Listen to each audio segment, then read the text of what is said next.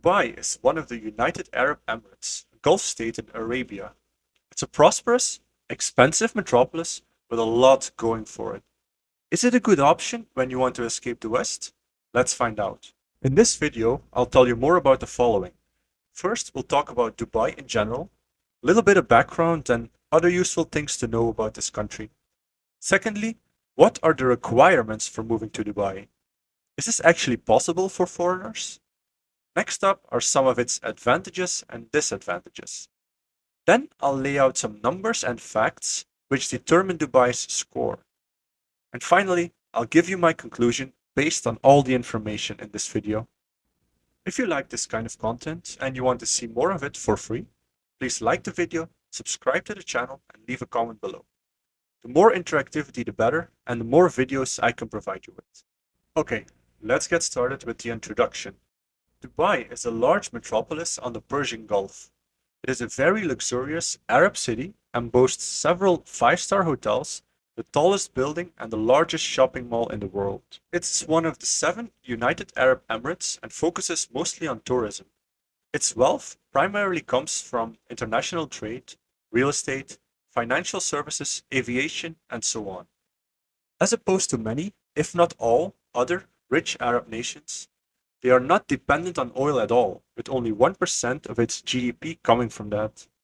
This is a major advantage because at some point in the future, oil will probably become useless as fuel due to synthetic options being developed.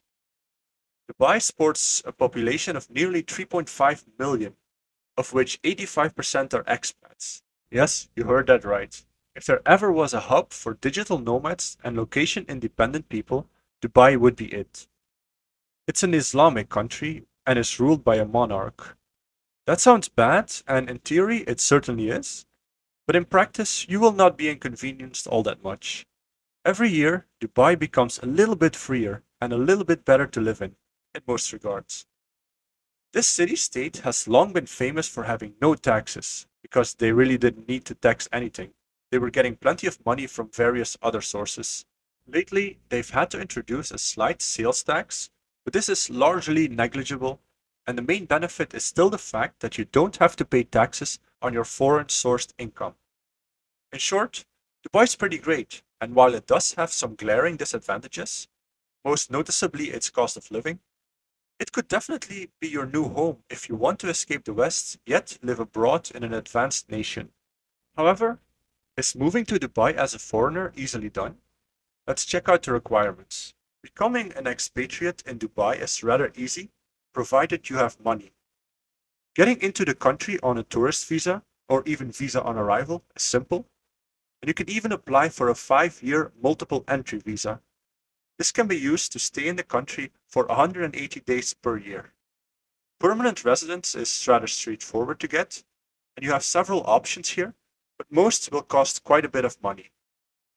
It's hot here, but not humid, so you'll get used to it eventually, apart from the summers when it's really sweltering. In general, all you'll really need to have is a decent source of location independent income, or preferably multiple sources, before you can move to Dubai. Other than that, the requirements are very relaxed. Dubai boasts several significant advantages. For example, there are almost no taxes. Yes, you heard that right. In addition to not having to pay taxes on your foreign sourced income, Dubai has no income tax on income generated in Dubai, no capital gains tax, and so on. Recently, they've introduced a slight sales tax, but this is really negligible. Dubai has a lot of sunny days with almost no rain. It's hot, but not humid, which means its climate is really pleasant. Dubai is a true modern metropolis with lots of skyscrapers, flashy buildings, impressive infrastructure, and a high level of technology.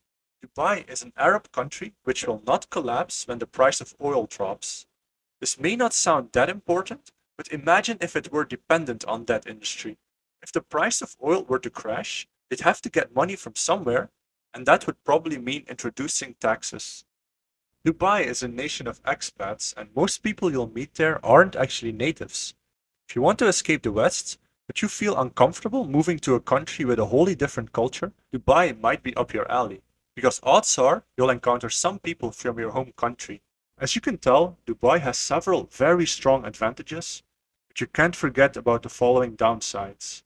Dubai is an Islamic country, which means plenty of mosques and silly restrictions. For example, you're not allowed to publicly eat, drink, or chew between sunrise and sunset during the month of Ramadan. To be fair, most of these things don't apply to expats, and personally, this doesn't bother me too much. And Dubai is probably the most liberal place in the Middle East. A low standard, but there it is. Living in Dubai is not for you if you want to save money. It's the greatest shopping city in the world, and things are expensive here. The climate in Dubai is generally really good, but in the summers it can get very hot, and going outside during the day will be uncomfortable.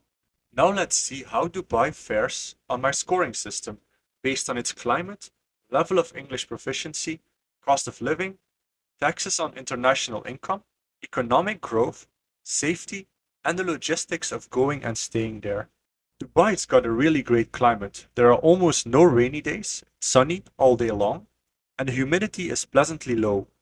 That means that even though it is hot there, and even uncomfortably so in the summers, it's not as unbearable as in certain other humid countries. According to the International English Proficiency Test, the average Dubai citizen scores only a low proficiency in English. While this is probably accurate, and the natives might not be that fluent in English, remember that Dubai's vast majority of inhabitants are expats who predominantly use English as their means of communication. Native citizens might have low proficiency based on the metric I've used to determine the score, but practically speaking, you will most likely be able to communicate with nearly everyone in English. Personally, I would say low proficiency isn't accurate, and I'd give it at least moderate to high proficiency. So I took the average of all these numbers and gave it a 6 out of 10. The low minimum wage in Dubai should not be taken at face value, as it reflects what poor immigrant workers from countries like India or Bangladesh earn. Living in cities like Dubai is vastly more expensive, and you will not get by with an average salary. The cost of living in Dubai is a lot more elevated than in most of the other countries we talk about here on the channel. At a minimum, you can expect to be spending at least $2,400 a month for one person, but more likely you're looking at 4 to 5,000. And if you take into consideration that I would advise you to double that amount to account for unforeseen circumstances and emergencies, you can see that Dubai isn't cheap at all. However, the good news is that you don't have to pay taxes on your income in Dubai, a massive advantage. Foreign sourced income is not taxable, which means you can actually keep what you earn. What a refreshing concept, especially if you're used to paying around half of your paycheck to an incompetent Western government. Dubai's economy is growing, but not at a great pace. Its average GDP growth over the last 10 years is around 3%, which is definitely good, but not great by any means.